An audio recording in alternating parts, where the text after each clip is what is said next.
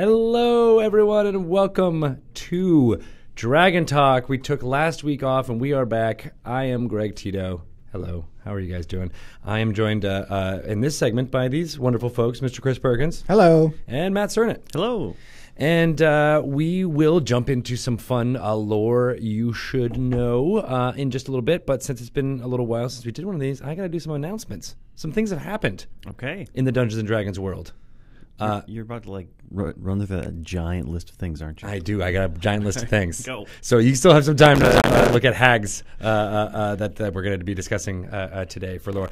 So real quick, for those of you on the Twitches who are asking about what the topics today will be, I see it was Green Man 101.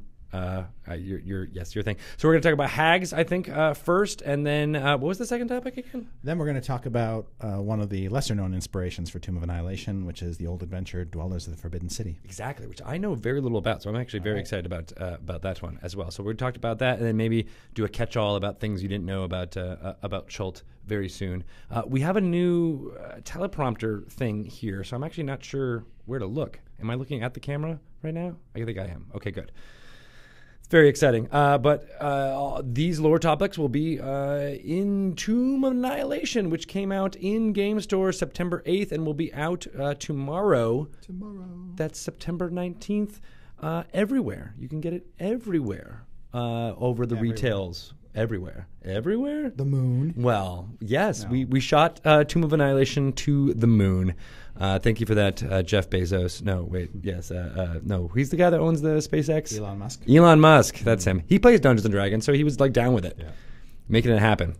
So yes, if you haven't been paying attention to whatever we've been doing here, please go pick up Tomb of Annihilation. Be pleasantly surprised with all the fun things, but we're about to tell you even more about it over the next few days, including Dice Camera Action starting Season 3 tomorrow. Yes, very excited about that. That is exciting. 4 p.m. Pacific time here on this Twitch channel. Back in the saddle again. I can't wait for them to get into it. It's gonna be amazing. With guest star Danny Hartel returning as Zondala. Oh, I didn't know that. That's great. Yep. I hung out with Danny in Providence a lot. She was reprising her role as the Batiri she did a Goblin. whole costume of Captain Zondala as well. I don't know if you've ever seen her in that, but it's pretty phenomenal. Oh, man, that is great. So check back tomorrow about that. We'll also be doing a Dragon Plus, which did take over that time slot for a little while, but Barcare will be in here discussing a little deep dive on, I think, Betrayal at Baldur's Gate is the plan for tomorrow, as well as I'll do some D&D news leading right up into the premiere tomorrow. And then today we've got this Lore You Should Know segment, and then at 3 p.m. we're also going to do a deep dive into Betrayal at Baldur's Gate with Mike Merles and Chris Dupuis about their contributions to making that game.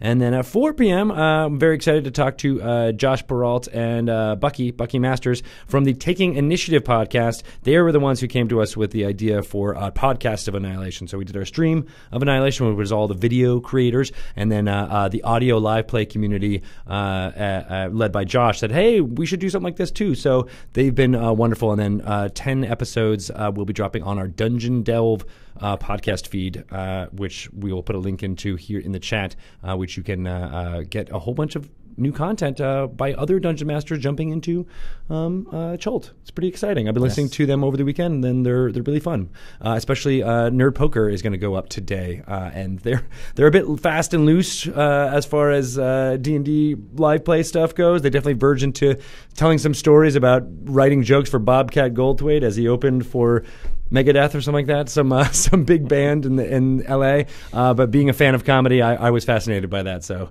I hope you will be too. And they also do some really great delving into a little side quest in Tomb of Annihilation in which the telepathic helmet. Little known lore you should know. Bobcat Goldthwait went to the high school that I attended in Syracuse. Really? Yeah. No way.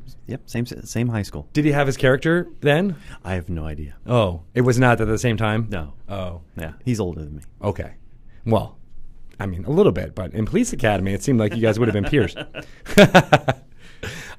He's like a big time director now. Like he makes like indie movies. Yeah, it's so funny to see the transition from to like, hey, I'm a filmmaker and I make some stuff.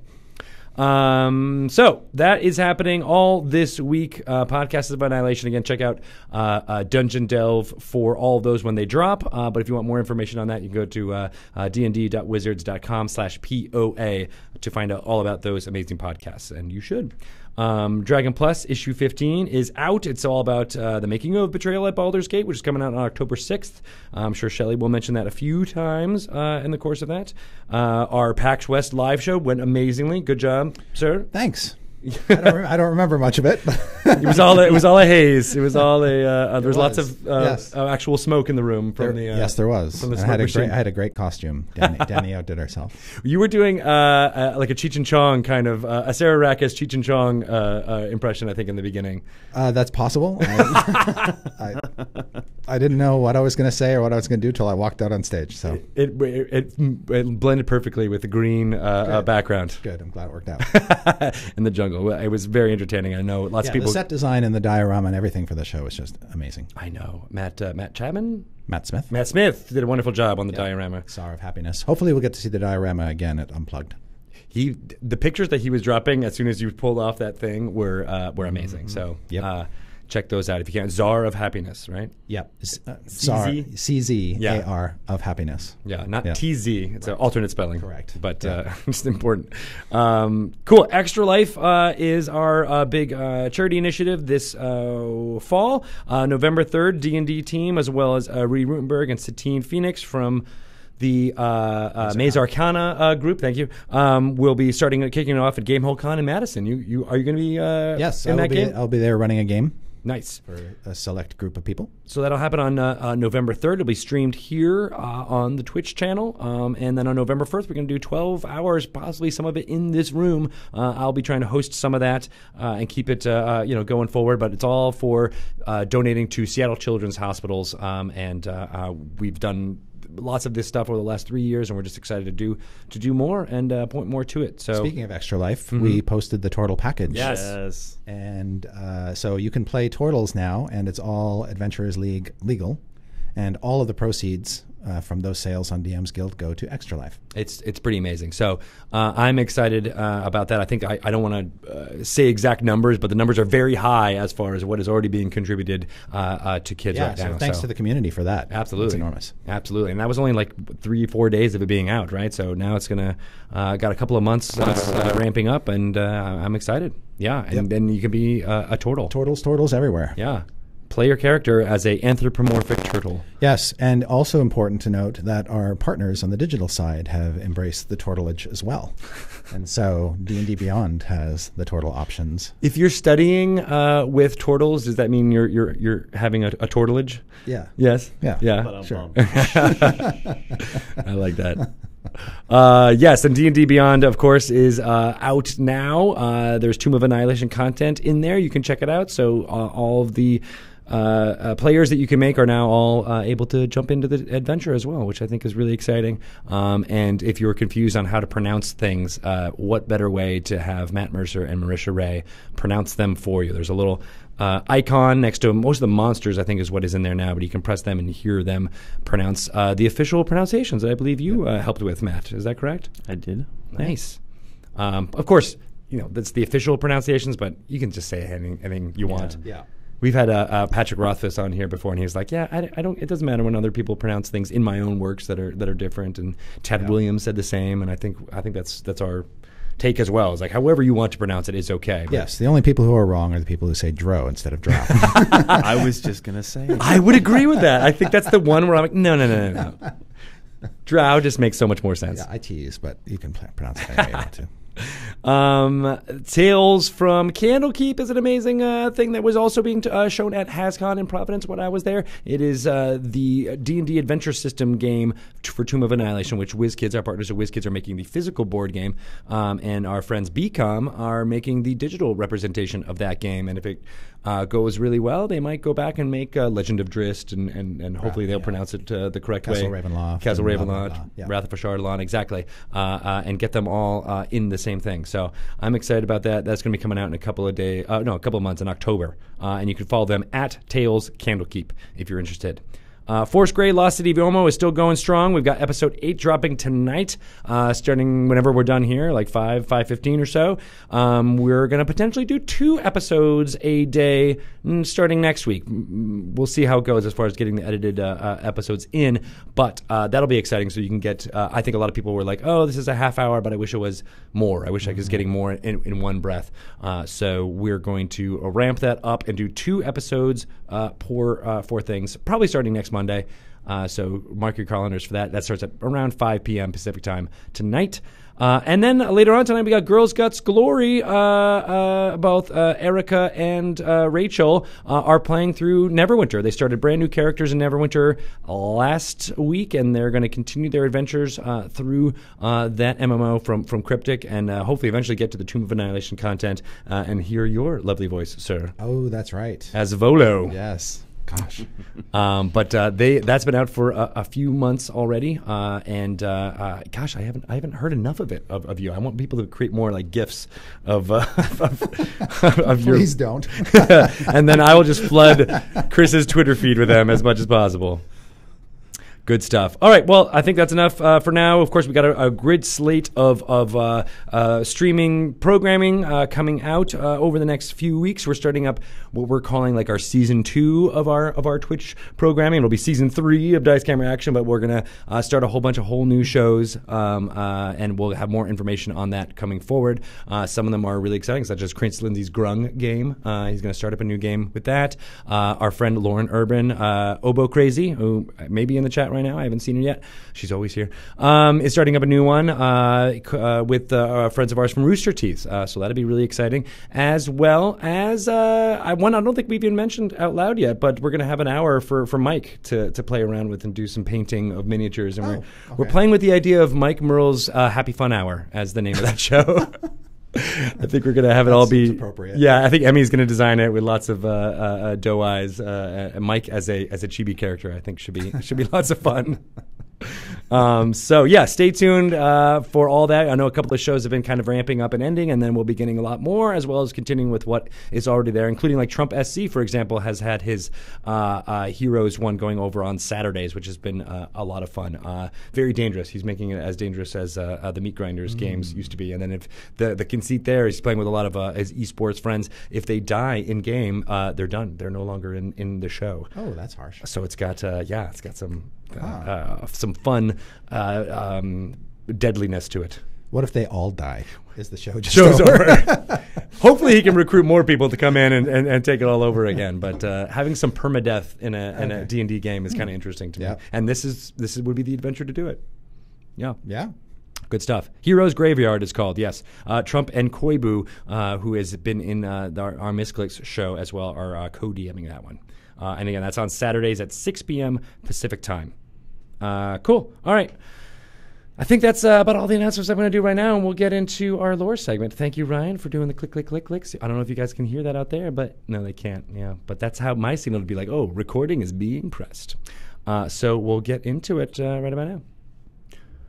Welcome to another Lore You Should Know segment. I'm Greg Tito, and I'm joined, as always, by Mr. Chris Perkins. Hello. And Matt Cernit. Hi. Today, we are going to delve into a specific little bit of Dungeons & Dragons lore that you can use in your games or just to enrich your mind. And today it's going to be about hags, as well as Nanny Poo Poo, a character that appears in Tomb of Annihilation and might be very important for some of your crew for various reasons, which I'm sure we'll get into. But when did hags first appear in Dungeons & Dragons? Oh, they're there from the beginning. Yeah? And the various, it's Green Knight, Anise, or NC, were they all there from the beginning, those 3? So in the original first edition Monster Manual, there was the Night Hag and the Sea Hag. Mm-hmm. And then we got the Green Hag in Monster Manual 2 and the Anise in Monster Manual 2. Got it. Now, the hags, they always, in my mind, and correct me if I'm wrong, I always associated them with the evil witch in Snow White. I don't know why. Yeah, sure. Yeah, I mean, along those lines. But Boy, there's lots of references that they pull from. I mean, and I mean, mythology and pop culture and so on has lots of different sort of evil hags and witches, Baba Yaga. The in second edition, there's definitely a reference, I think, to both the hags or hag-like creatures in the movie Beastmaster, and in what is it? Is it the Norns or something like that? Where there's reference to the hag eye is kind of a big part of the coven of hags. They give hag eyes to their servitors, and that allows them to watch what people are doing or whatever. I think my first childhood exposure to hag-like creatures were the 3 hags from Clash of the Titans. With the crystal ball that they used to see because they were blind. Right. And then I also like the hag from Ridley Scott's movie Legend. Yes. Which kind of, in my mind, is sort of the archetypal D&D hag in terms of its posture and its look and design. Yeah, and I guess going back to the 3 witches that you're talking about, that's also a very Macbeth. Exactly. And there are tons a random piece of trivia. That hag in Legend was played by Robert Picardo, who played the Doctor in Star Trek Voyager. Really? Yeah. I didn't know that. We're full of random trivia today. He also went to the same high school that Matt Cernan went to. No. And there's just tons of hags in myth and legend and stuff like that that are wicked witches and weird things. And they're often associated in the same way. So like there's like the idea of Jenny Greenteeth, which is very closely associated with other sort of creatures from mythology that live in ponds and lakes and stuff like that come out and grab you. So they're sort of associated with that kind of a thing. Right. What's the horse monster that's like Kelpie? Kelpie. Yeah. So like Kelpies and Jenny Greenteeth are kind of in the same space in myth and legend. They're just these weird monsters that live in lakes and ponds and come out and grab children. And the Annis hag is related to. I think there's real world myths of that Annis being a black Annis, I think in Ireland or Scotland or something like that. And there's just, so it draws from a whole bunch of different things to sort of create the D&D versions. One of the things I really like about the D&D versions is that we have the Night Hag, which relates to the idea of being hag-ridden, which is fun because the Night Hag has the literal ability to go ethereally and ride you while you're sleeping and do terrible things to you and stuff like that. Well, that idea of being hag-ridden comes from basically sleep paralysis, where in previous ages, you have sleep paralysis. And a lot of people would be sort of semi-awake, but still their body would be asleep, and so they'd be kind of like this dream state. But that would produce a panic because you can't move while you're asleep, and then they would associate that with being hag-ridden. I see. There's theories that the modern day equivalent of that is the alien abduction, right? Yeah, because people then associated that with that sort of state. It's whatever stories are being told at that moment that that's what's happening, right? Yeah. So if we were to define what sort of the archetypal qualities of a D&D hag are, I'd say their propensity for gathering in covens would be one. The other is their ability to alter their forms to appear as typically a woman of some kind, often an ugly, wretched creature, but a woman nonetheless. Because we say hags are creatures; they're not people, right? But they can look like people to lure you in and kind of take on the countenance of grandmotherly figures and things like that. What other traits would you say are iconic to D&D hags in particular? Certainly, I mean, the coven is a thing where there's the 3 of them, right? And they are actually more powerful as a coven than they would be individually. Yeah. And I don't know that we necessarily picked this up in Volo's guide, because I should say that most of the sort of stuff that we want to be true about hags now is sort of been codified in the Volo's Guide to Monsters. But I don't think the hag eye made it in. I don't think it did. The hag eye is in the monster manual. Is it? Oh, great. Yeah. Good. It's in there. So it's covered. There are a few other oddities in the monster manual, like the Night Hag's soul bag and things like that, where they store the souls that they steal so they can take them back down to the lower planes. I see. Are they associated with demons and devils in some way? Night hags are weird because most of our hags have been identified as fey creatures, evil fey creatures. The night hags have sort of forsaken life among the fey to go live in the lower planes with demons and devils and the most debased of all creatures. Yeah, I mean, their main realm of influence is probably Hades, which is sort of the neutral evil plane, or Gehenna, or is it the same thing? It's Hades, yeah. Yeah. And the reason that they're there is because they've sort of carved out a ecological niche for themselves as far as being soul traders. They gather up souls and then they sell them to people who can use them for ill intent. Right. Liches use souls to make their phylactery receptacles and to feed into their phylacteries. Demons use them to make more demons. And so they've sort of set up this consortium in a way, or this trade network for evil souls. They're the ones who can procure it from the material plane the easiest because of their abilities to blend in and that kind of thing. Right. Well, and then in Hades itself, that's where if you're sort of a neutral evil person, your writhing soul ends up as a weird worm-like larvae creature. Yeah. So, which is never good in general. Yeah. I mean, and in the D&D multiverse, you can encounter hags literally everywhere. I mean, any ocean or watery cave can serve as a sea hag's lair or a sunken hulk of a ship. Night hags. There's a famous night hag named Alluvius Ruskin who lives in Sigil, who basically runs antiquities or oddities shop there and also does some bartering on the side. And I like the different flavors of them that feel very almost like their own different creature, but they all are united by it. And in some respects, they're sort of defined by the territory they live in too. Like green hags are known to live in swamps, and anise hags are known to live in mountains, and bur hags in frozen wastelands, basically. Can they shift? Like, say you start as a sea hag, can you turn to a night hag? Yeah. Really? Mm-hmm. No? Okay. Because they're formless anyway. In a way, they know types of magic that are sort of ancient and lost, secrets that they've gathered or traded, and they can use that to basically facilitate a transformation into a new kind of hag. And a hag who can live long enough might undergo that transformation several times. Interesting. And the truly most powerful hags are, as Volo's Guide to Monsters codifies, are called grandmothers. They have the respect of lesser hags because of their age and their intelligence and all the terrible things that they've done.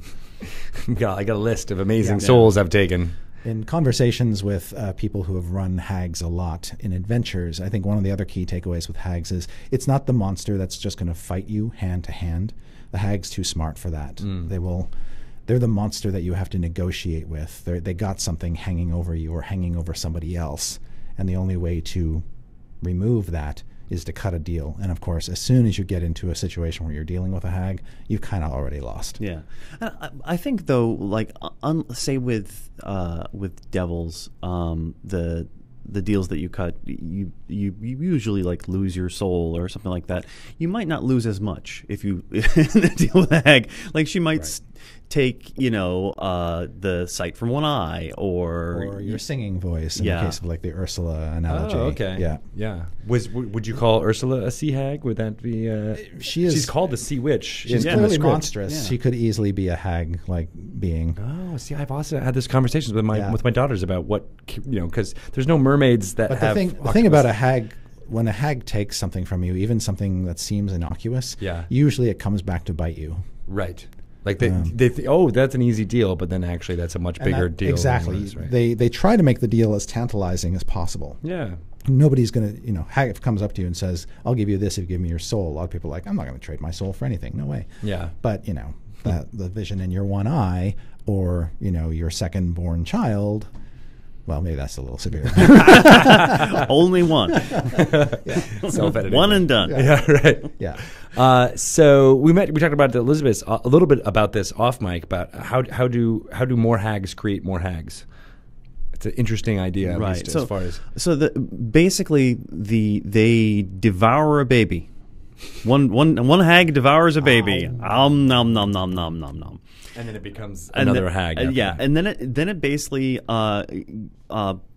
produces a baby again, but that baby will grow up to become a hag when it comes of age. And I think when the baby basically is in the hag for a pregnancy period. After it's been devoured, it's not chewed up, ground up. It's swallowed whole, taken in, and basically locked away inside the hag, where it undergoes a metamorphosis, so that when it's born, it looks like it was when it was swallowed. Yeah. But when it reaches a certain age, it will suddenly transform into a hag. Ooh, that's such a terrifying, I kind of want to tell a story about a woman or someone who's gone through that and doesn't know that they are a hag. And often what the hag will do is, after giving birth to this transformed baby, it will deliver it into a home where it can be raised up until the point where it changes, and then the hag will try to take the child back. Yeah. Yeah, and it's so compelling.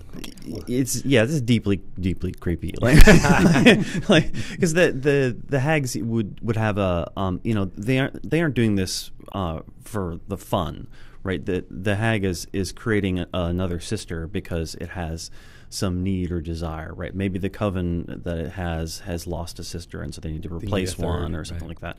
And so the growing girl, because it's always going to be a girl, probably has some mysterious aunties that just show up occasionally and give her gifts. Tell her how important she is and how much better she is than everybody else and all that kind of a thing. Plant the seeds of evil or and then ego. So then essentially it comes of age and she gets superpowers, right? Yeah. Like it's not.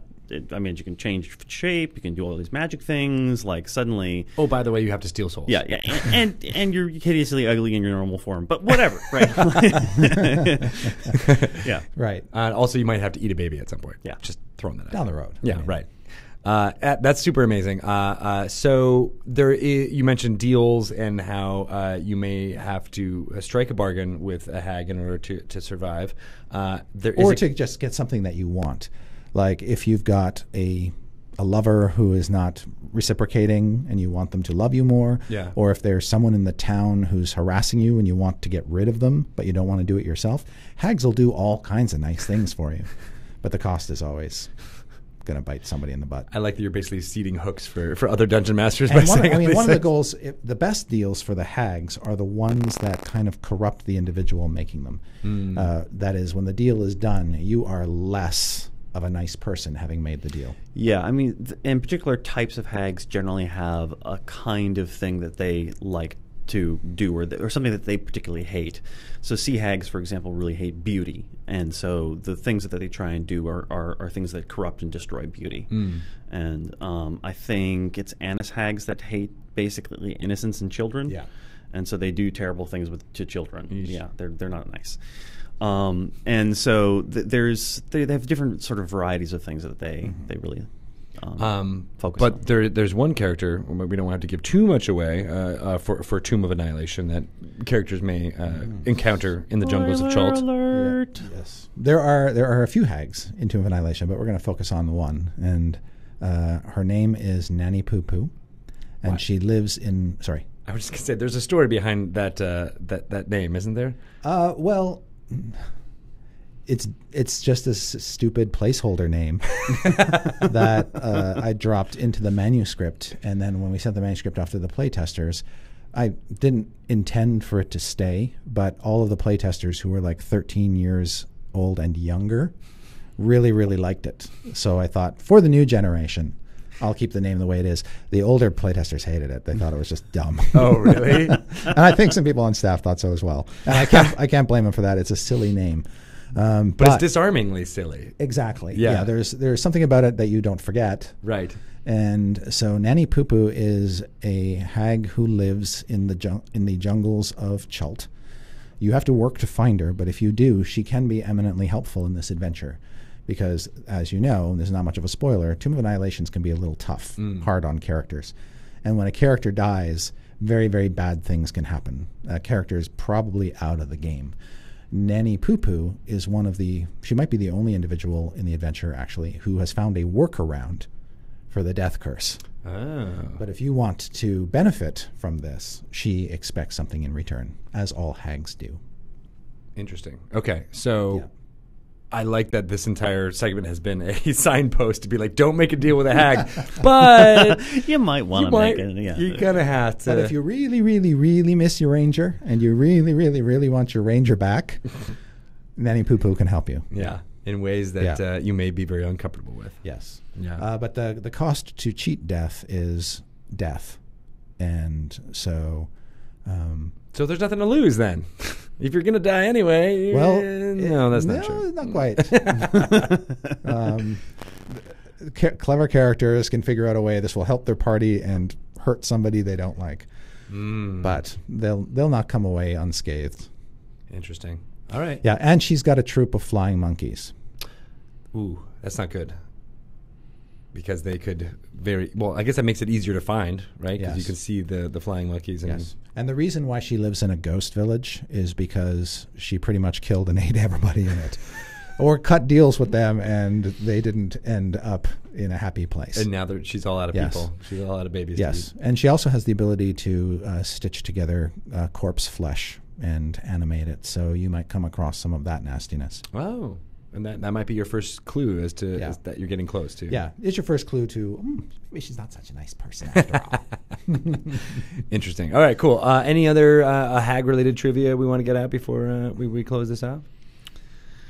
There were, in previous editions, at least third edition, there was a male version of the hag, and they were just like called hag spawn. Oh yeah. And they were. Oh no.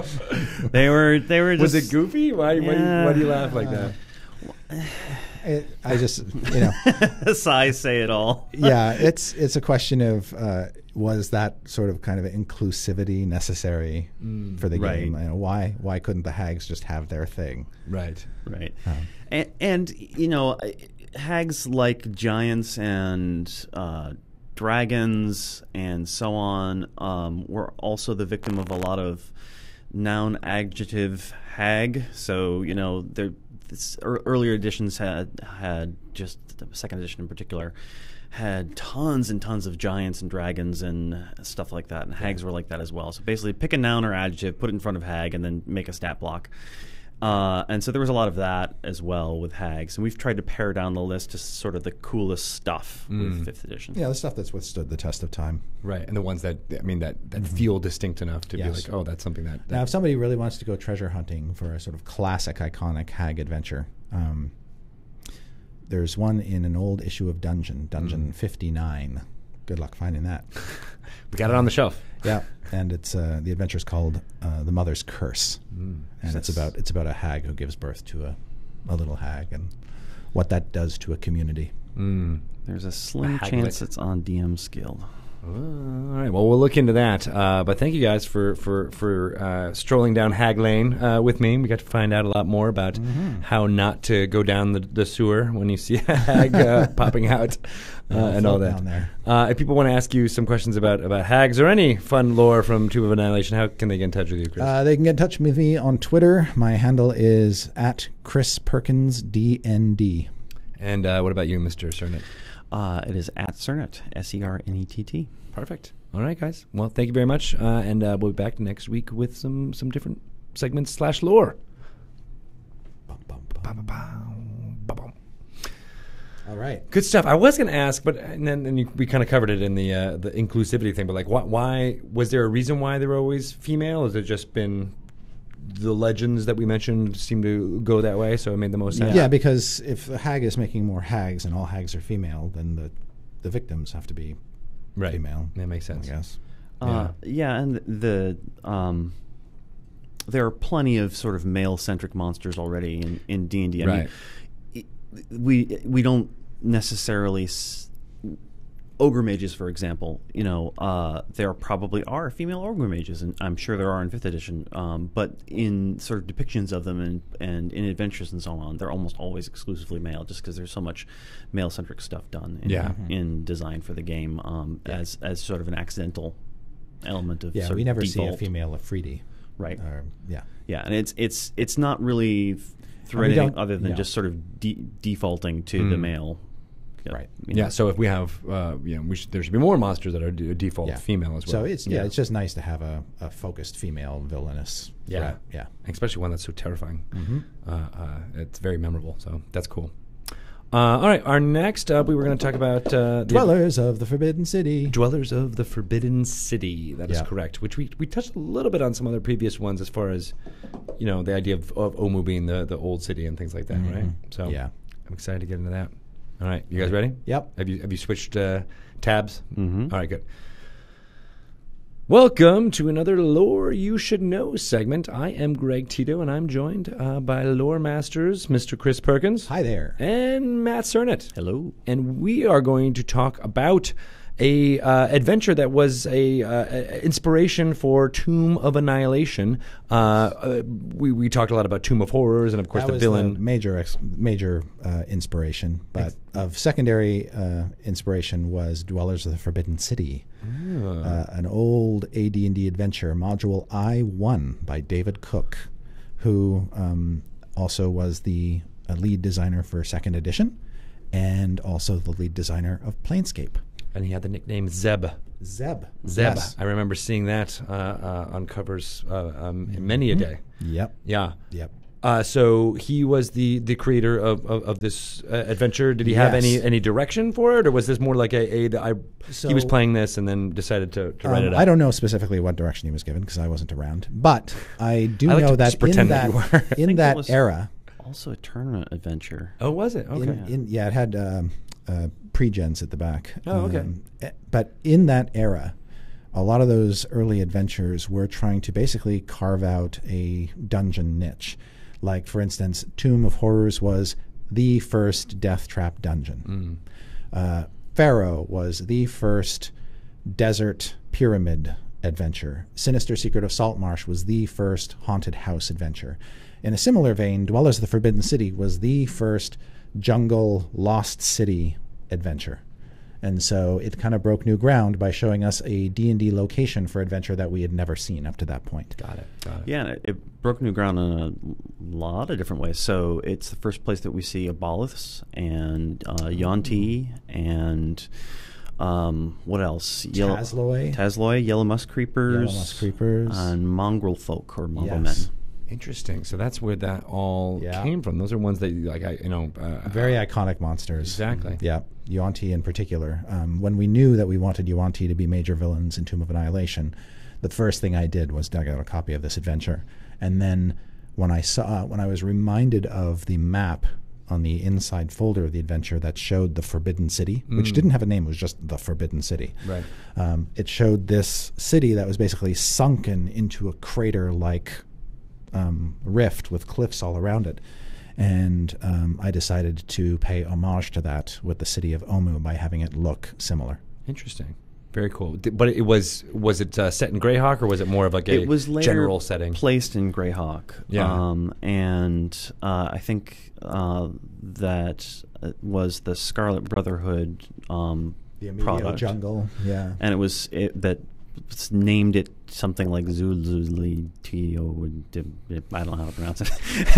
Some sort of Aztec, South American. And so that's it was put there later, and it was in part of a continent that's not the main continent of Greyhawk. It's like I'm gonna have to look for it. Like Hipponaland or something like that. Yeah. Hipponaland and in the Amedio jungle. Got it. Is where it was finally situated in Greyhawk. But at the time it was written, like a lot of those early AD&D adventures that were made for tournament use, they didn't quite nail down in any detail where it was supposed to be located, because the idea was the DM could just drop it anywhere. Right. It was an easy placement, and you just there could be hints placed in whatever hooks you wanted it to be. Yeah, and I think the adventure starts out with basically, you're just traveling around and you meet some people who've been robbed, and their merchants has been robbed, and their stuff's been taken, and so it's sort of like, well, you can go on a treasure hunt for the stuff that's been stolen from these other people, and go and get it, and you end up sort of getting embroiled in this strange city. The other my favorite creatures appears in the adventure, and that's bullywugs. Oh, was that the first time Bullywugs showed up too? The first time they showed up in an AD&D adventure. Adventure, yeah, but I don't think they showed up in the manual. Yeah, right. Yeah, that makes sense. They were, I believe, Fiendfolio creatures, right? Yeah, I think that's right.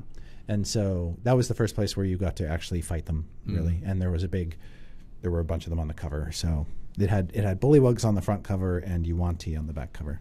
Interesting. So then, how did the actual content of the adventure progress? Is it similar to? So, like many of the early adventures, it was very, very built around the idea of a location. There's some contrivance that gets you to the location, and the whole adventure is basically exploring this dungeon environment. Right.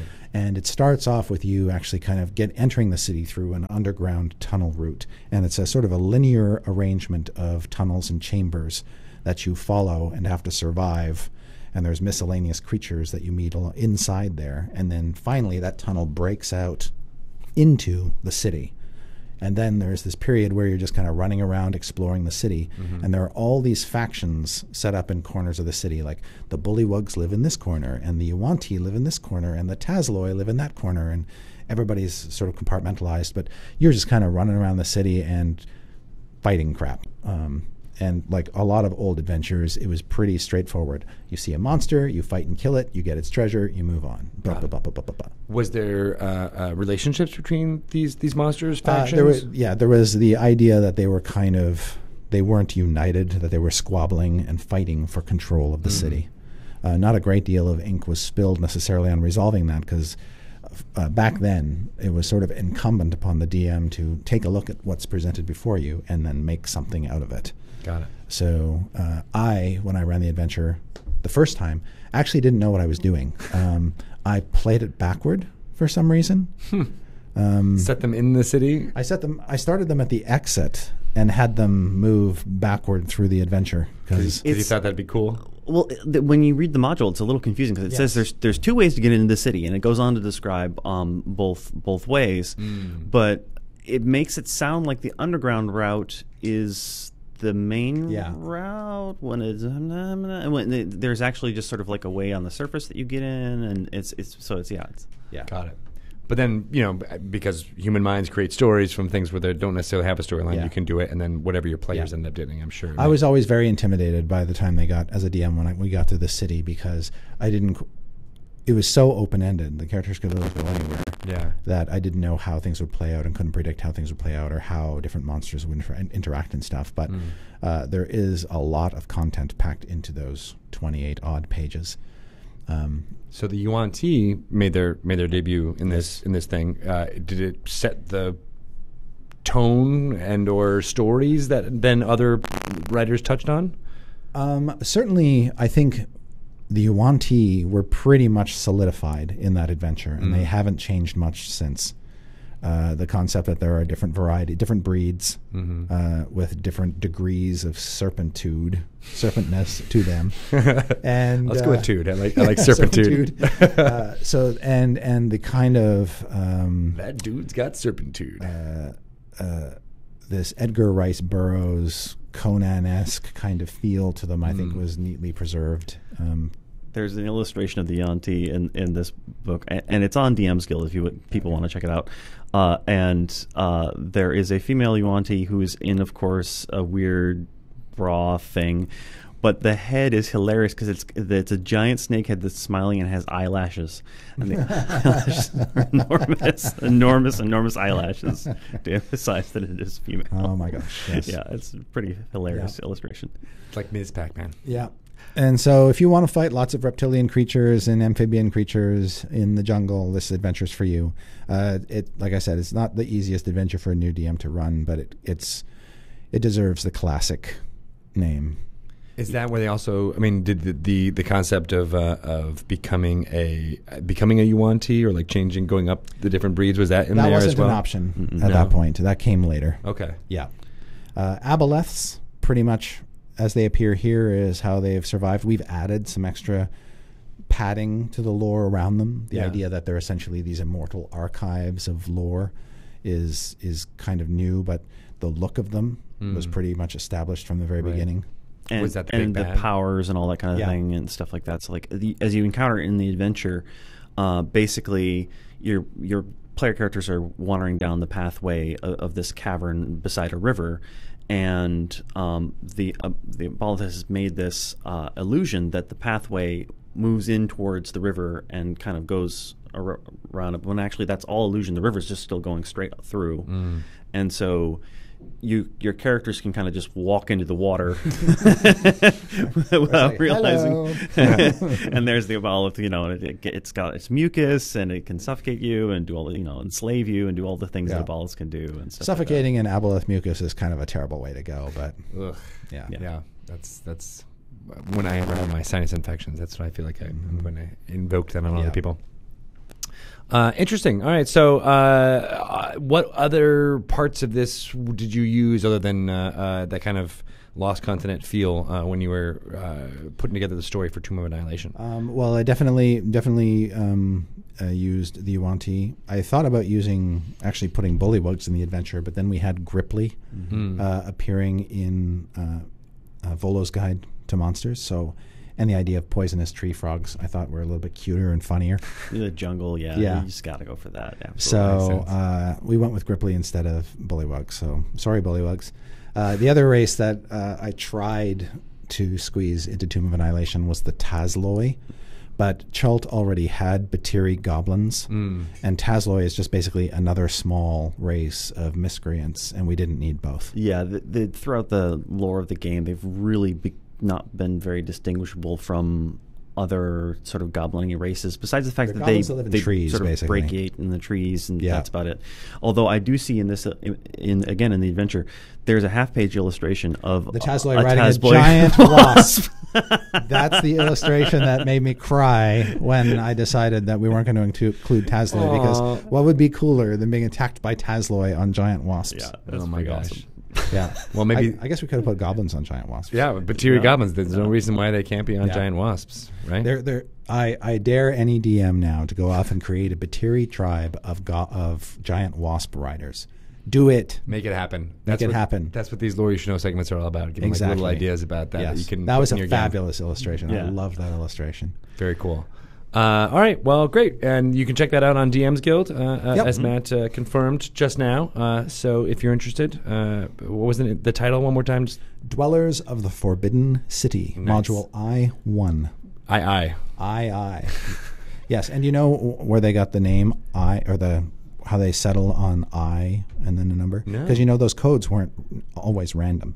They actually made a little bit, because I-6 was Ravenloft, correct? Yes. So I stood for intermediate. But these were intermediate level adventures. Got it. All right, that makes sense. So, yeah. Yeah. So not levels 1 to 3. They were sort of in the 4 to 7 range. Got it. As opposed to E for expert. Or easy? Oh, no, I'm so confused. They used X for expert. See, X means something different in my mind. But if people wanted to reach out to you, Chris, for more ideas of ways to get something from I-1 in their game, how can they do so? They can reach me on Twitter at Chris Perkins D&D. That's D-N-D. You made that have like a question. You're like, D&D? I'm Ron Burgundy. At Cernett, SERNETT. Nice. All right, great. Thank you guys so much for educating Dungeon Masters on some fun lore, and we'll be back with some more later on.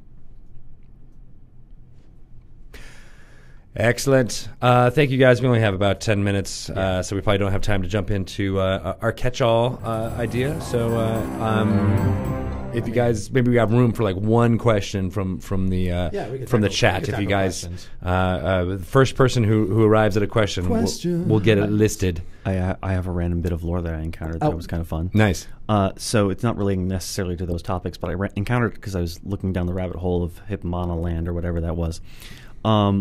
So Oerth, Greyhawk, is basically an alternate Earth, and there are like 3 other alternate Earths, according to Gary Gygax, from an old interview in Polyhedron magazine.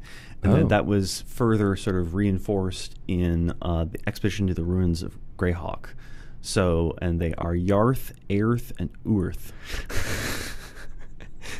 Yarth? Yes. Aerth and Urth. And Aerth is actually been sort of picked up as when Gary Gygax did Dangerous Journeys, when he left TSR Dangerous Journeys, he did a book that was all about Aerth. And it's very much a what happens to the world, the ancient history of the world when there's just a little bit of magic and then it changes history. But it has like ancient Rome in it, for example, a direct analog, as opposed to Greyhawk, which has more magic. And then I think Yarth is like a little bit less magic than Greyhawk, but more than Aerth or something like that. Yeah, more like a Conan type world or something like that, right? I was always fascinated when I learned about the wasteland to the west in Oerth that was basically an analog for a nuclear war had happened between two warring factions of wizards, and then it just became completely destroyed. And being a child of the Cold War, the plane of colorless fire, is that what it's called? Yeah, that's right. Yeah, Rain of colorless fire. Yeah, and it was just from not endless fireballs being drawn, thrown down, and then everything being destroyed. And as being as I said, of the Cold War, that was very interesting to me because I'm like, oh, it's just like our world, except a little bit different. According to Gary, Yarth is the setting for I think they're the fighting fantasy books or something like that, where they're like each person takes a book, and you sort of read your book, and it's sort of some sort of fighting, choose your own adventure type thing, and that's the setting for those books. Nice. So here's one question from Hanselman, who I got to meet in Providence. He's a very, very nice gentleman. Thank you for bringing your friend as well, Lisa. She was awesome. But he asks, in Dice Camera Action, Chris, you used green hags instead of night hags. I did. In the Strahd adventure, and he's just wondering why. Because my party was suboptimal.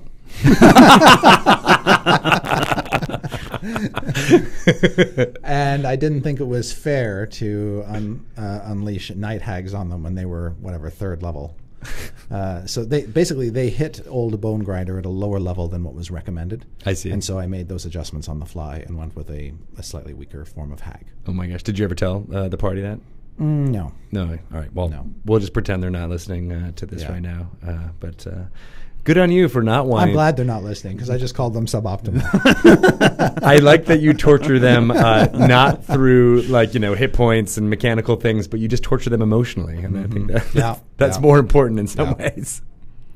Awesome. That makes a lot of sense. All right, great. Well, thank you guys again for coming in and talking. Absolutely. It's always fun. And we will take a little bit of a break here now, and we'll be back with Shelley will be on the mic. I haven't talked to her since I've gotten back, so we'll do some catching up there, and we'll talk about Betrayal at Baldur's Gate. And then at 4 p.m., we'll be talking to Josh Peralt and Bucky from Taking Initiative, talking all about Podcasts of Annihilation. Before, finally, we'll have Episode 8 of Force Grey, Lost City of Omu. Woo. Woohoo. Sweet. All right. Packed in. All right, guys. Bye-bye. Bye-bye. Bye.